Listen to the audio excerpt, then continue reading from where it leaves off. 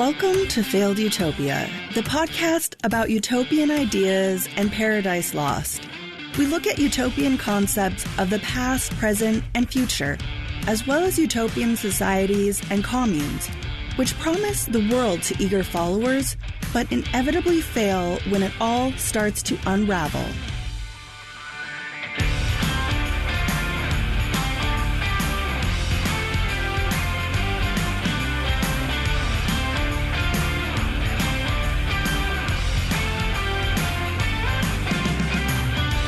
Hello again, Failed Utopians. This is Anna, your unsettling podcast host. Today's story is creepy, spooky, and gruesome. It spans centuries, and it may represent one of the deadliest cults in the world. Big cats, colonizers, the slave trade, cannibalism, supernatural strength-granting rituals, and a whole lot of blood and entrails.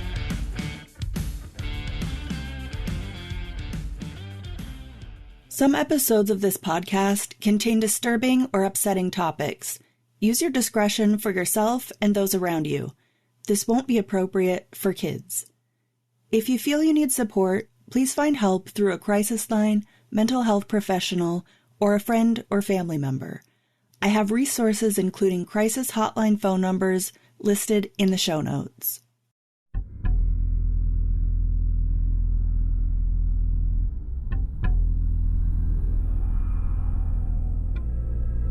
In the dense jungle outside the French colony of Libreville, Gabon in West Africa, a creature covered in silky fur and armed with razor-sharp knives for claws silently stalks its prey. The unfortunate and unwitting victim has no chance to defend himself when suddenly he's set upon by the slashing claws that eviscerate and mutilate him beyond recognition.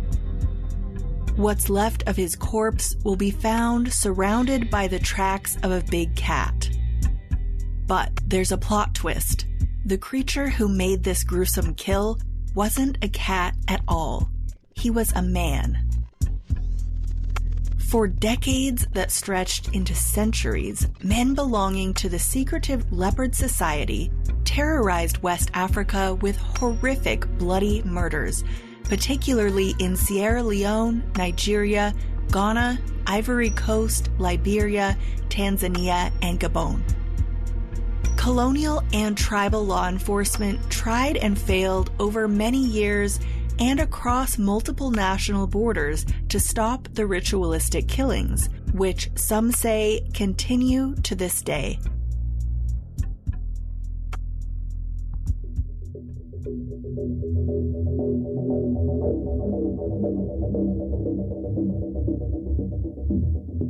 Around the 1870s, mysterious clusters of killings were occurring around West Africa.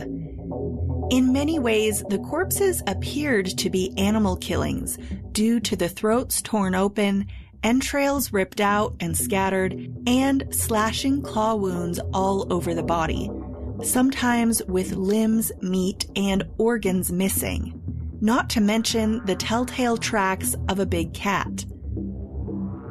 The killings usually took place on the outskirts of a village or out in the wilds, making the big cat attack theory all the more plausible. But that explanation didn't tell the whole story.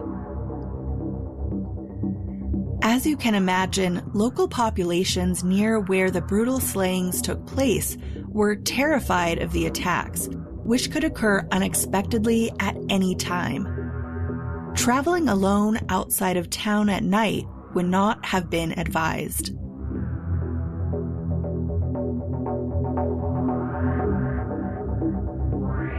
Imagine getting attacked by a leopard. Oh no, I can't think about it. It's too scary.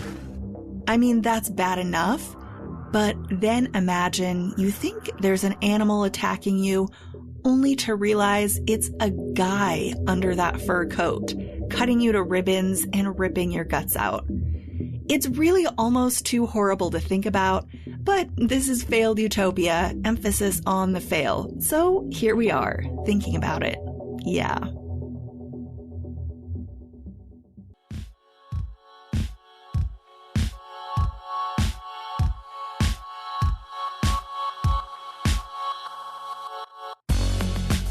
For some African tribes, the leopard is a powerful totem animal that guides the spirits of the dead.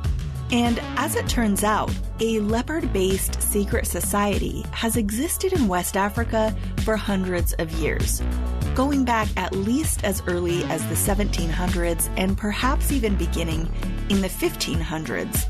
Some speculate as a response to the arrival of Europeans to their shores and the rise of colonization and the Atlantic slave trade.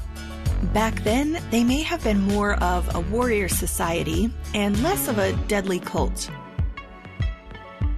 But by the 1800s, things were getting violent. Killings of colonizers and slave traders began, and they tended to be carried out like ritual sacrifices, perhaps disguised as animal killings, and they were sporadic, not noticeable clusters of many killings in a short time span, like the one that occurred in the late 1870s. That period of time was marked by a rapid expansion in both the number of murders, mostly of French and English colonists, and the numbers of Leopard Society members, which may have been in the thousands, though nobody really knows. Members were recruited into small factions or cells in villages across West Africa, and they didn't necessarily have much contact with each other. This decentralized and dispersed mode of operation made the cult extremely hard to track and individual murderers difficult to impossible to identify, allowing many small, loosely affiliated groups in several countries to operate both in secrecy and with impunity. These secret society members learned to move and fight in a way that mimicked the leopard, and dressed themselves in leopard skin and a mask or skull, and they fashioned weapons out of leopard claws and teeth, and later used claw-like weapons made of sharpened steel or even created mouthpieces full of sharpened metal teeth. Sometimes they had footwear that would leave the prints of a leopard. The cultists believed that after killing a victim or sacrifice, they could brew a magical elixir called morphema from their victim's blood, organs, and intestines, allowing them to drink it and absorb the strength of their enemy. The morphema potion could supposedly even grant them the ability to actually transform themselves into leopards. This sounds pretty far out there, but it actually has connections to some commonly held beliefs, especially from a couple hundred years ago. Many people would have believed that consuming an enemy would give you their strength, and shape-shifting, spirits, and all sorts of magic were certainly a part of many, many cultures all around the world at that time, including in Africa. In the 1930s, a German missionary doctor named Werner Young, working in Liberia, encountered multiple instances of ritual killings and attempted killings by the Leopard Society and another group called the Crocodile Society. In a book called African Jungle Doctor, he described the gruesome scene of a Leopard Society attack. Okay, guys, listen up. This is a very graphic description of a murder victim.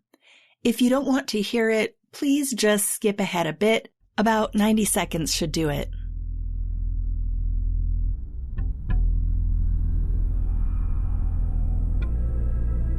There, on a mat in a house, I found the horribly mutilated body of a 15-year-old girl.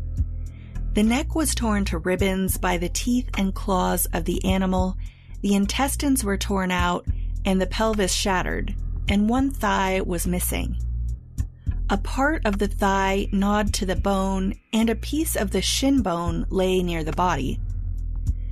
It seemed at first glance that only a beast of prey could have treated the girl's body in this way, but closer investigation brought certain peculiarities to light which did not fit in with the picture.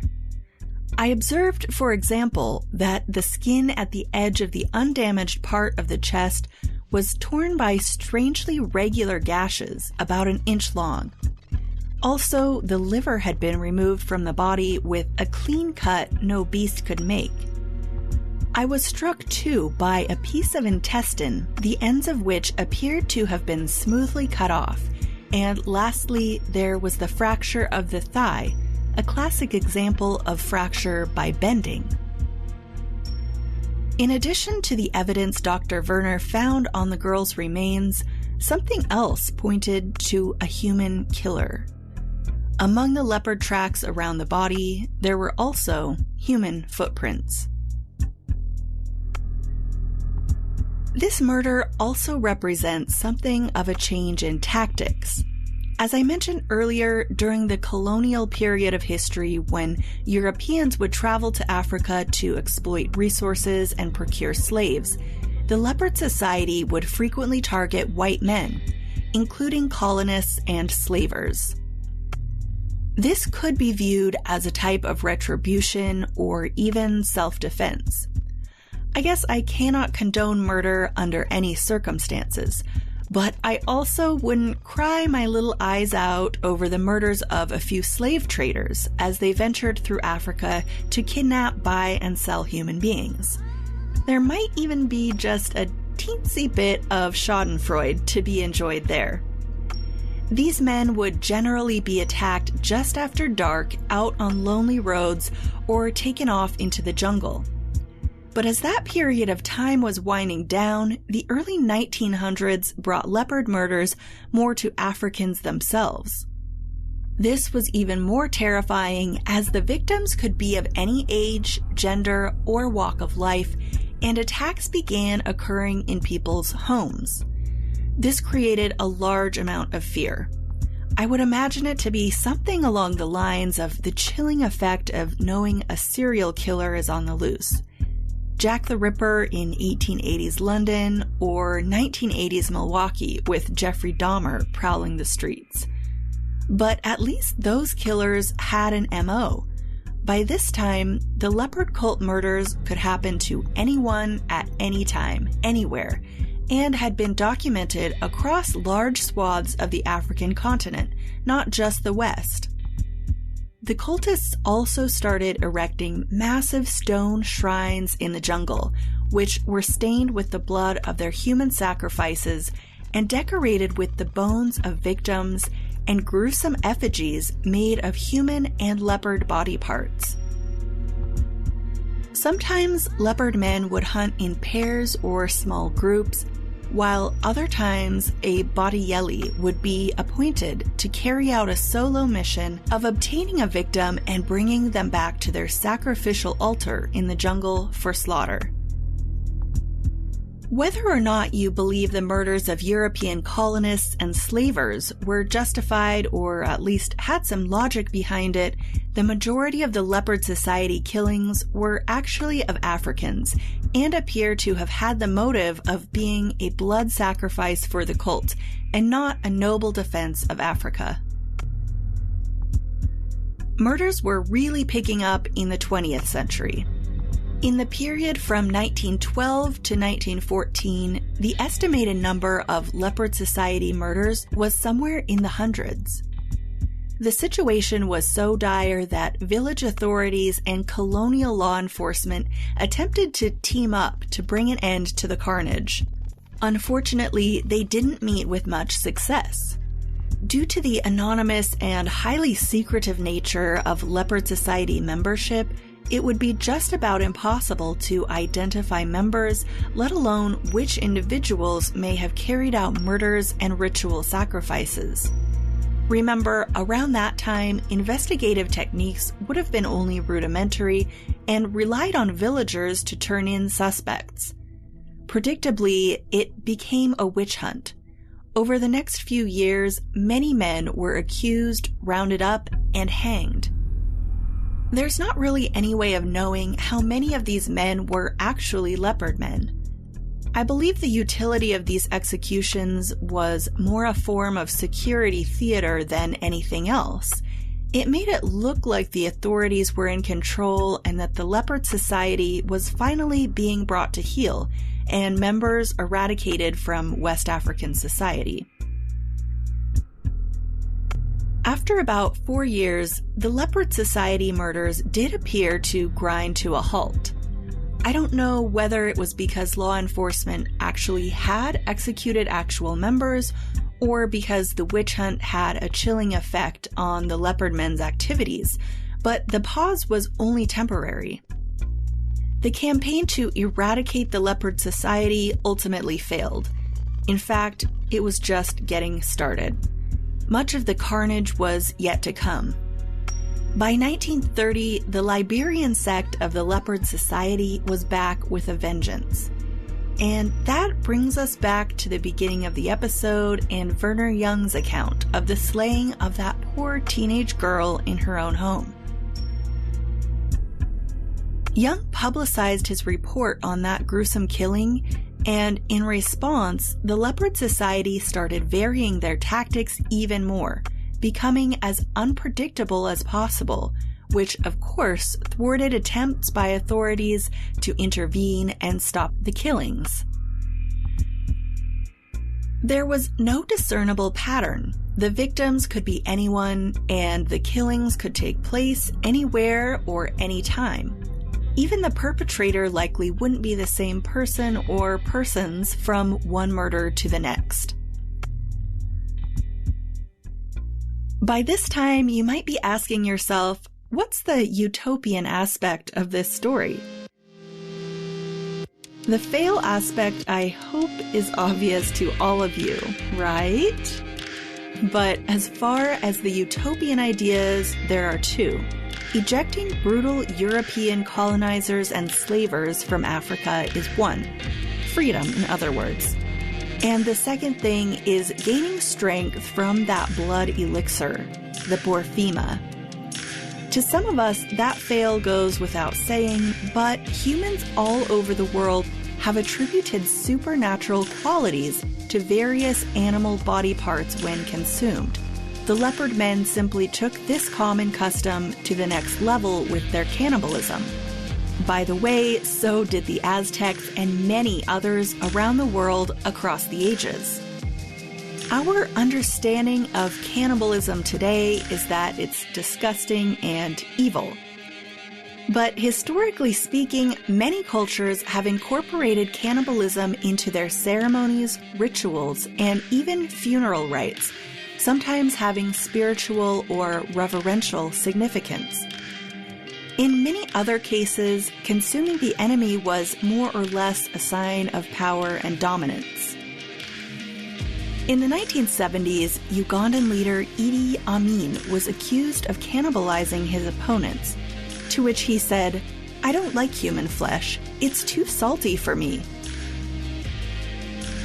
Here's a passage from Britannica's Cannibalism, Cultures, Cures, Cuisine, and Calories.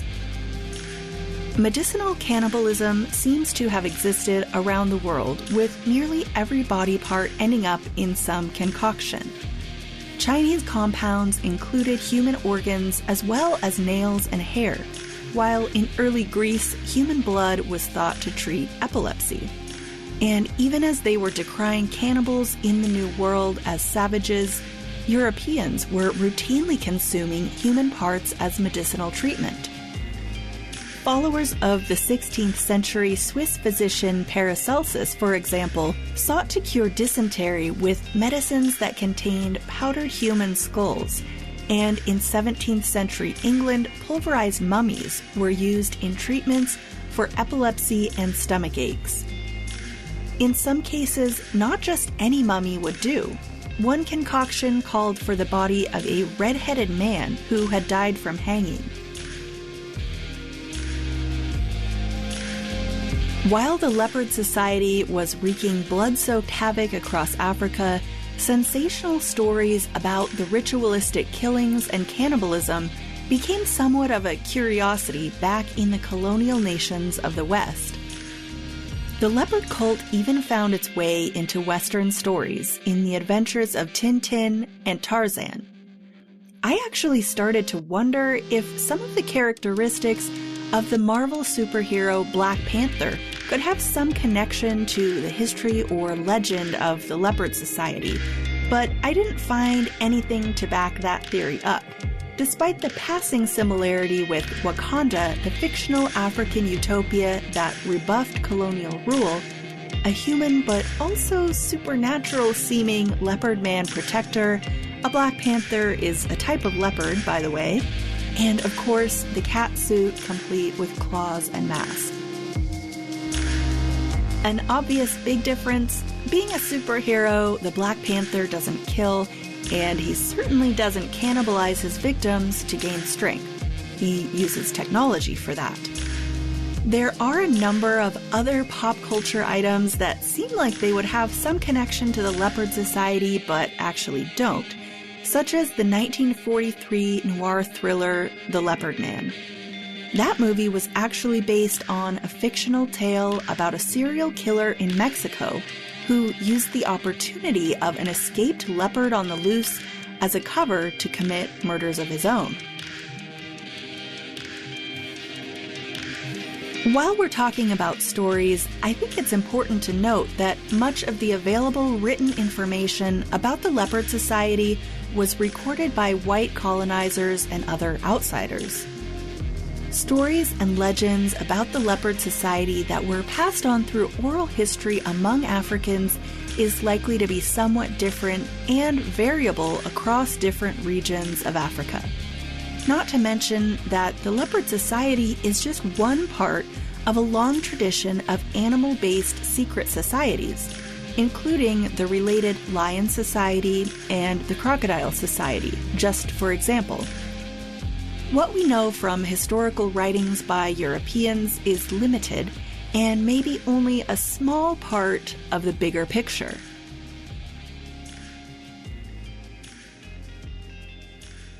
In the early 1930s, many of the European soldiers who had acted as law enforcement in the West African colonies had returned home to Europe, leaving much fewer numbers and less experienced officers behind. By the time World War II was over in the mid-1940s, many French and British soldiers were ordered back to African colonies to again serve as law enforcement. The Leopard Men were not happy about the return of more foreigners occupying colonies in Africa and ramped up their murderous rampages. This led to a very bloody period of time.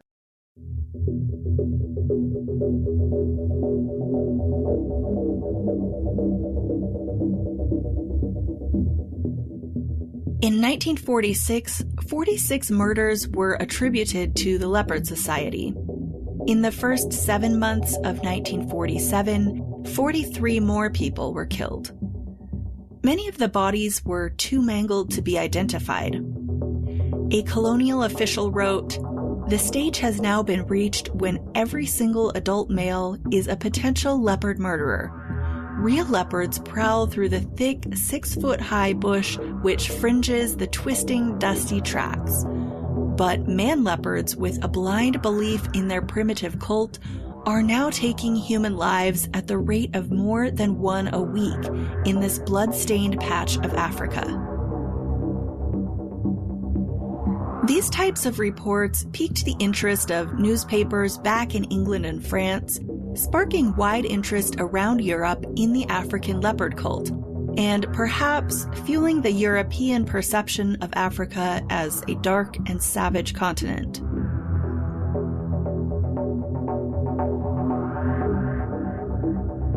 Terry Wilson was a colonial officer assigned in Nigeria in 1947, and in 6 short months on the job came across many ritual killings. Determined to put a stop to it, he began a campaign to unmask Leopard Society members. While initially thwarted by the secretive nature of the group and an unwillingness to come forward with information on the part of fearful local people, he finally caught a break when he hid in the jungle near a path and witnessed a leopard man covered in blood coming out of the vegetation. He watched him take off his leopard costume and recognized him as a local village chief named Nagogo. He followed Nagogo home and then went for backup. They raided the chief's home and found his leopard costume and weapons. Following a tip, they also dug up his yard and found evidence of 13 Borfima victims. After he was arrested and put in jail, other Leopard Society members murdered his wife and teenage daughter as a message of intimidation to stop him or other villagers from turning in other leopard men. Terry Wilson sought to use this situation to his advantage. He hoped that when the chief realized what his fellow leopard men had done to his wife and daughter, that he would be willing to turn them in to law enforcement as revenge. Sadly, this plan backfired completely when Wilson took the chief to see the mangled remains of his family, and the chief collapsed and died of heart failure on the spot. This is interesting to me because apparently this chief had committed many brutal slayings of his own, but when it came to his own family, it was too much to bear. As law enforcement put more efforts towards stopping the murders, the Leopard Society grew more emboldened and even carried out a murder in the courtyard of a police compound.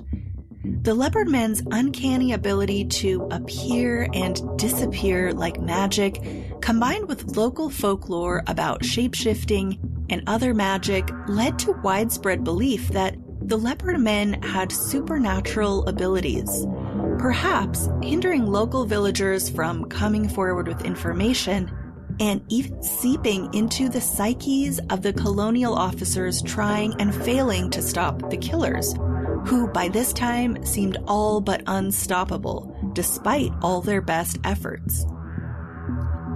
Many of the colonial law enforcement officers were French and English soldiers who were suffering from severe PTSD after their time serving in World War II, which also gave them some difficulty in carrying out their duties.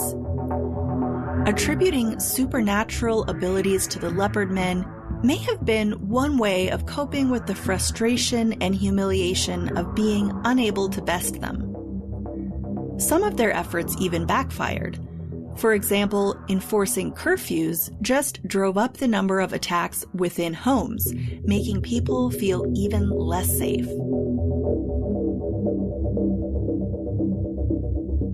Terry Wilson saw the writing on the wall and determined that he needed to catch and hopefully wound or kill one of the leopard men as soon as possible in order to dispel the growing rumors that they were in fact immortal or magical. And finally, in 1948, he devised a trap. A young villager agreed to pose as bait for the leopard men. Wilson and the boy would walk down a road through the jungle, which had been the site of previous attacks, and Wilson had his men hiding at points along the road. After almost an hour of walking, Wilson and the boy heard a loud, high-pitched shriek, and a leopard man leapt out and attacked them with claws and a club. One of Wilson's hidden officers rushed to their aid, and in the struggle, he managed to wound the leopard man with a knife, but the leopard man struck him in the head with his club, crushing his skull and killing him. The leopard man was able to escape, and an officer was dead. But the leopard man was also wounded. However, attempting to follow the trail of blood and search the village for a wounded man failed to turn anything up. Now, this is gruesome, but what Wilson decided to do was leave the body of the officer who had been killed lying in the road in another attempt to bait the leopard man, hoping he would come back to collect the remains, perhaps for Borfima. Sure enough, at midnight, as Wilson lay in wait in the bushes, the leopard man slunk back to the body, crawling on all fours like a cat. As he bent over the body of the dead man, Wilson lunged out and attempted to overpower him. The two struggled, and when the leopard man lunged for Wilson with his metal claws, Wilson drew his gun and shot him. Wilson brought the body of the leopard man back to the police compound in the village to show everyone that it was in fact just a regular man. With the spell broken, so to speak, it opened the floodgates for local people to come forward with evidence against other suspected leopard men. Wilson and his officers were then able to conduct investigations, and over 70 men were arrested, 40 of whom were hanged. Supposedly, this time around, the purge was legitimate, unlike the witch hunt that had taken place a few decades earlier. They looked for evidence, such as human remains on the property of the accused, and used what they had learned from what happened to the chief Nagogo. Knowing that the Leopard Society would target the families of men who had been arrested, officers would stake out the homes of their families, waiting for the leopard men to appear, and they were actually able to apprehend several men in this manner. Wilson also made sure that tribal chiefs were present at the hangings of convicted leopard men. He wanted to do everything he could to dispel the superstitions surrounding the supernatural nature of these leopard men. He assumed that if the chiefs could be convinced that they were nothing but normal humans, it would squash the magical thinking which had surrounded the cult for decades. Wilson's success in Nigeria created a model and example for other colonial law enforcement and village leadership around West Africa, and by the 1950s, the Leopard Society killings had largely ended. However, as you may have guessed, that's not quite the end of the story. This group has a long history of going dormant and underground for periods of time, only to resurface later. And of course, it would be unreasonable to assume that purges by law enforcement could have unmasked all the group's members. Sporadic killings linked to the Leopard Society continued to pop up fairly regularly until at least the 1980s. After that, things were mostly quiet, but there was one killing just a few years ago that some believe may have been an attack by a leopard man. In 2015 in Liberia, a 17-year-old boy was found in a remote field missing his internal organs, eyes, ears, and tongue. It was immediately suspected that they had been harvested for a Borfima ritual. A friend of the victim confessed to bringing him to that remote location, but claimed that a government official he was acquainted with had bribed him to bring him and his secret society a victim. Police briefly looked into this government official, but being that he was a powerful man in government, they dropped their investigation into him and only charged the victim's young friend, who remains in prison and sticks to his story. Now, we don't know if this murder had anything to do with the Leopard Society, or if perhaps the killer simply seized on this secret society story to throw off the authorities. But given the particular history of this group, I don't think it's unreasonable to suspect, as many people do, that the Leopard Society may still exist in some form today.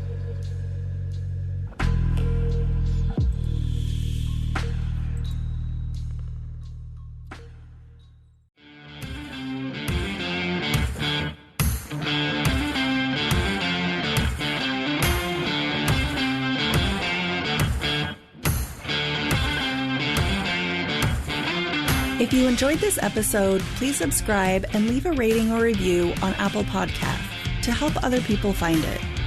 Tell your friends about it, and if you want to support the pod directly and help keep new episodes coming, You can donate to the show through the link in the show notes. Connect and stay in the loop on the website, failedutopia.com, or the Facebook page at Failed Utopia Pod.